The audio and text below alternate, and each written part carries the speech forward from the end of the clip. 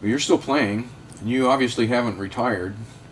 Uh, what do you think about the concept of retirement? I mean, how come some people are able to just quit and move to some small town and just sit? And, Well, I can't do that. I you would, could never I do would that. die. I would. No matter how many times I get struck down, I'm like the blob. I come back out of the ocean, crawl and pick up my tenor.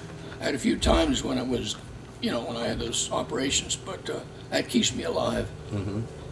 What operations were those? What were the? Well, I had 2 lung operations, you know. And you used to smoke, or Being a lifetime non-smoker, no good deed will go unpunished. you were a lifetime non-smoker, Non-smoker, yeah.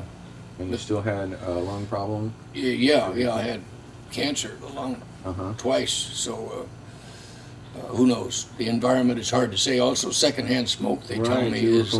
there was plenty of that, I'm sure. Yeah, and I can't avoid that today, although thank God in Los Angeles they keep it out of clubs. Looking back, if you had anything to do over again, what would you do differently? Well, I would spend more time with my children, seriously, because musicians are pretty, as you well know, they're pretty self-focused. Mm-hmm. And although we have good things about us, we don't come home from the factory and beat our wives up much as maybe some other people do. We're so self-focused that we bring our work home with us. And I could have devoted more time to my kids when they really needed me. You know, fortunately they forgive me now and they love me. But I think that's probably the most important thing, if we have kids, is those kids. Mm-hmm. More important than anything we could do. It's hard to realize that when you're young, though, you know, because you got to go. You had to go make a living. Yeah. What do you think makes somebody an artist? Why would someone be called an artist? God, that brings a lump to my throat and tears to my eyes.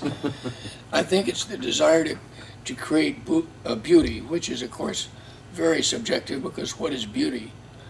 When people many times have come up to me and said, Bill Holman, he must be a genius. Well, you got to know the story behind the genius, you know. And to me, it's Bill Holman's quest and desire to make a beautiful thing musically.